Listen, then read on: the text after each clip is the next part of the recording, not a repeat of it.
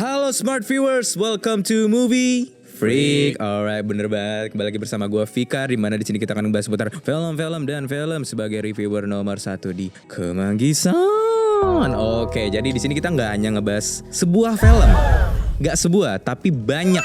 Nggak banyak juga sih, 3 film. 3 film ini yang masuk Best Picture di Oscar tahun ini. Jadi tidak perlu diragukan lagi kualitasnya. Film-filmnya itu di antara lain ada American Fiction, Past Life, The Holdovers. American Fiction nih sayangnya tidak masuk di bioskop Indonesia. Jadi American Fiction mengangkat tentang isu sensitif, Past Life membahas tentang masa lalu, terus juga satu lagi The Holdovers. Nah ini mungkin kalian bisa bernostalgia nih dengan film The Holdovers ini yang sekolah dulu. Kurang lebih kayak gitu aja. Mending kita langsung bahas aja filmnya seperti apa. Tapi gue mau bahas di sebelah sana aja ya. Let's go.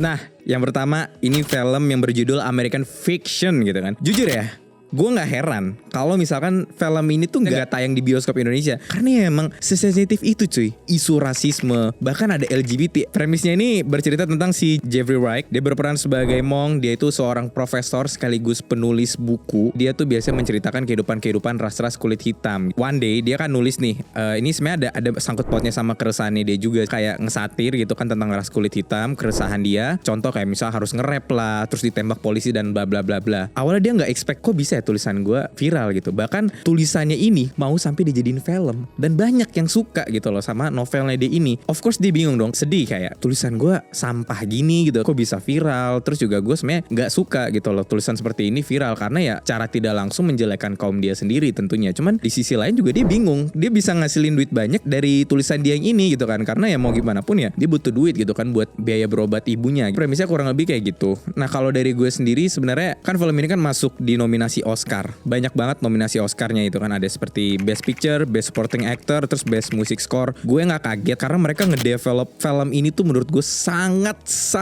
baik. Pendalaman karakternya, background karakter itu bagus banget. Musik score-nya tuh pas gitu loh dengan filmnya. Kenapa gue bisa bilang pas? Ketika lo nonton film ini, di satu sisi lo ngerasa visual dan segala hal yang ditampilkan dalam film itu kayak oh lucu bla bla bla. Tapi di sisi lain ketika lo habis ketawa nih, lo bayangin lo habis ketawa ya kan, terus lo kayak anjir gue ketawa dosa kali ya, terlalu dark jokes gitu loh. Oh ya ini disclaimer, gue pengen ngasih tahu juga kalau di trailernya itu tuh ibaratnya baru permukaannya gitu. Pas lu nonton filmnya itu baru tuh dasar-dasarnya tuh bener-bener dikulik parah gitu loh. Yang tadinya gue pikir oh yaudah gue bakal ketawa kayak lu kalau tahu MLI ya kan, itu kan lucu banget kan, paling kayak dark jokes gitu. Tapi pas gue nonton film ini gue kayak tawa sedih, ketawa sedih. Emosi lu tuh bener-bener dicampur mainin gitu loh di sini. Film ini sangat menggambarkan stereotype yang namanya Black America. Bahkan nama-nama karakter dari film ini tuh diambil dari tokoh-tokoh yang terlibat langsung. Film ini bener-bener nguji mental kita, bener-bener nguji sisi moralitas kita, dan gak heran kenapa film ini bisa masuk di Oscar. Untuk rating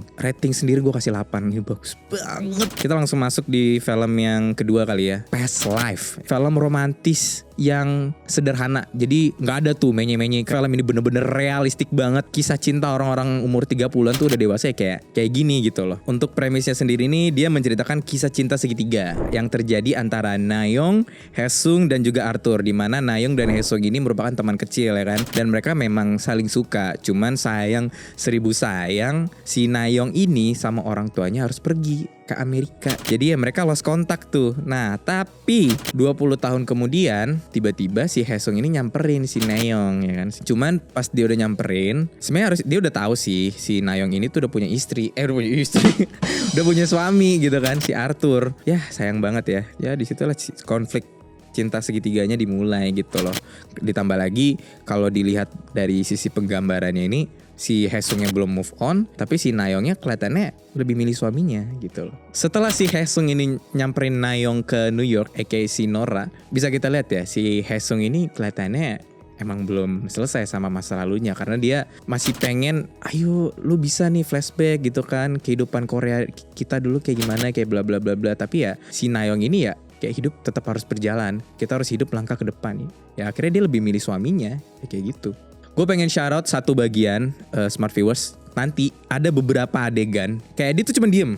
Si Nayongnya ini sama Haesungnya tuh cuma diem aja. Tapi emosinya tuh nyampe ke penonton gitu loh. Mimik mukanya kayak si Nayong ekspresinya kayak gimana. Kita bisa ngeliat kayak oh suasana yang digambarin tuh sedang kayak gini loh. Oh mereka tuh lagi labil loh gitu.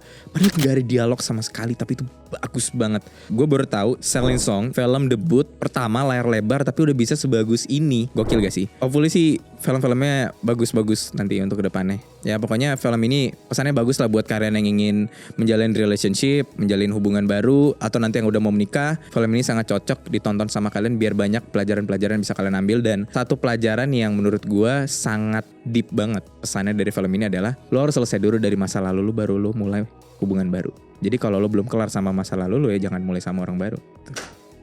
Ya, tepuk tangan. Makasih ya. Untuk rating, karena film ini bagus dan cukup relate ya dengan saya.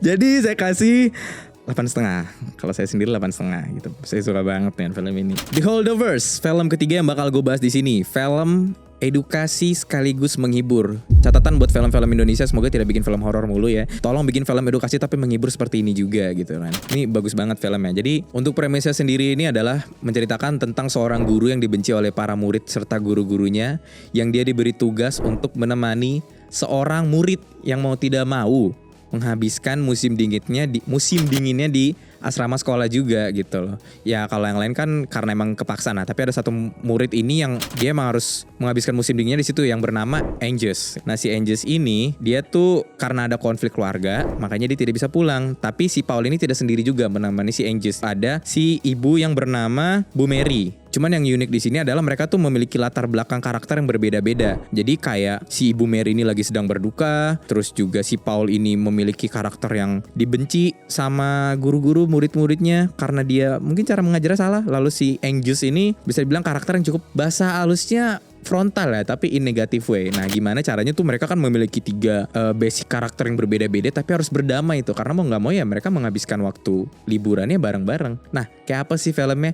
Ini menurut gue. Yang pertama, seperti yang udah gue singgung tadi di awal, 3 karakter utama dalam film ini menurut gue bagus banget ya. Basic karakter mereka itu kan beda-beda. Tapi gimana caranya mereka itu supaya bisa nih berdamai ya kan, tentram, abadi, jaya, sentosa, gak ada ribut-ribut. Tapi gimana ya caranya ya, kan mereka tantrum semua tuh orangnya. Ada yang tantrum, ada yang masih bersedih. Ya pokoknya itu menarik lah. Untuk actingnya sendiri, gue sangat suka banget untuk 3 karakter utamanya ini ya. Karena kenapa? Bener-bener emosi gue tuh dimainin di sini. Lo bayangin di awal-awal film tuh gue tuh sebel banget sama si guru yang satu ini sama si muridnya ya, si Mbak Mary-nya ini sih enggak sih, biasa aja sih. Cuman maksud gue bagus loh mereka ngedirect karakter development itu bagus banget. Awal mulanya tuh lo pasti kayak sebel gitu kan. Tapi semakin penghujung film ya kan, lo pasti bakal dibikin gue kasihan deh sama mereka, gue jadi kayak berempati. Terutama untuk yang memerankan si Mary-nya ini ya. Jadi fun fact, itu ternyata dia film pertamanya dia loh.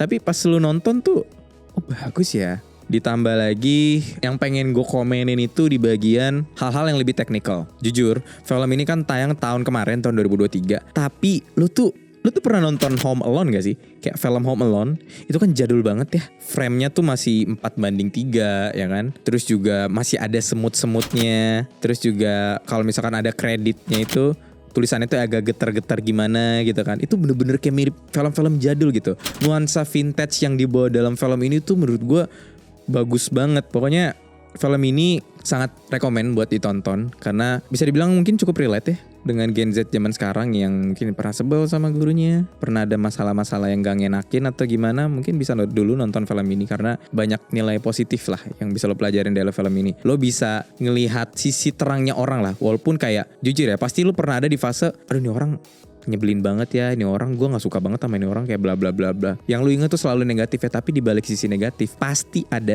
secerca cahaya sisi positifnya dia.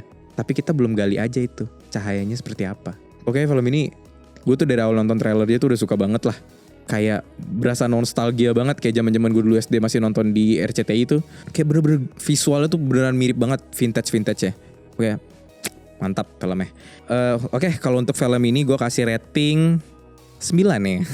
Karena saya suka ya. Jadi ya kurang lebih seperti itu. Kalau lu perhatiin dari tadi ratingnya di atas 8 semua ya karena emang pantas ya untuk dapat Best Picture dan penghargaan-penghargaan Oscar. Kurang lebih itu aja Smart Viewers. Hopefully jangan lupa ditonton film-film yang udah gue sebutin tadi. Atau kalian yang udah nonton boleh tulis di kolom komen bawah seperti apa filmnya. Bisa sharing juga. Atau mungkin ada yang berbeda pendapat sama gue.